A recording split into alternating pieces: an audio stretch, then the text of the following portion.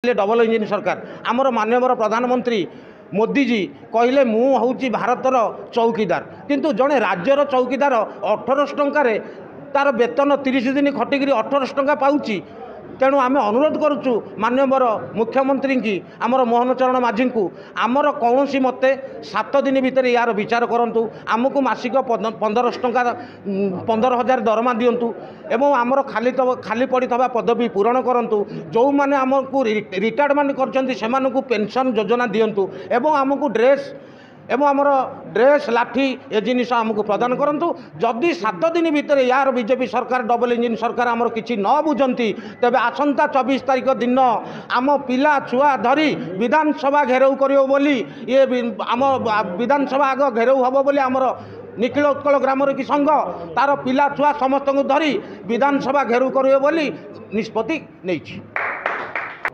मो निखिल उत्कल ग्रामरक्षी संघर assistant secretary मो ना है बटकृष्ण मल्लिक। आज्ञा आमर तो मुख्य कथा दरमा आम 1800 टंका दरमार 30 दिन सरकार काम करूँ आज कि आम आमर ये चाकरी 1967 मसीह ग्रामरक्षी आमर चौकीदारी संस्था थिला आमर विजु पट्टनायक थिले आमर ये जो गत बीजेडी सरकार गले नवीन बाबू तांकर बापा विजु बाबू सी ही आम चाकरीटा चौकीदार संस्था को आमर ग्रामरक्षी संस्था रूपे चाकरी आमको प्रदान करते किंतु विगत आमर बीजेडी सरकार 25 वर्ष भितर कौन सी मंत्री एमएलए पर्यंत आमको 25 वर्ष भूतई भूतई आज देवु काली देवु हाँ आज करूँ आज्ञा 1800 टंकार आम सरकारी कार्य सबू आज पर्यंत कर थाना पांडे गोटे मर्डर कौटी है आम आज्ञा ही जगिबू कौटी गोटे एक्सीडेंट है आम ही करूँ परीक्षा ड्यूटी हम आम करूँ मंत्री एमएलए गस्ते जी आम ही करूँ सरकार सबू कम ही आम करूँ किंतु आज्ञा आम 1800 टंका दरमा पाऊ आज्ञा छाड़ू बीजेडी समय गला बीजेपी सरकार बर्तमान आसिले डबल इंजिन सरकार आमर माननीय प्रधानमंत्री मोदी जी कहले मु हूँ भारतर चौकीदार किंतु जड़े राज्यर चौकीदार 1800 टंकार तार वेतन 30 दिन खटिक 1800 टंका पाऊँच तेणु आम अनुरोध करुचु माननीय मुख्यमंत्री की आमर मोहन चरण माझी को आमर कौन मते 7 दिन भितर यार विचार करूँ चंद्र राउत मैं समस्त को नमस्कार करुच्ची निखिल उत्कल ग्रामरक्षी संघर राज्य सभापति सांबादिक सम्मेलन आम 6 दफा दाबी रखीचु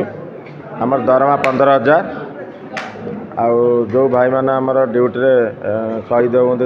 अनुकंपा राशि मेडिकल सुविधा एमती 6टी दाबी अच्छी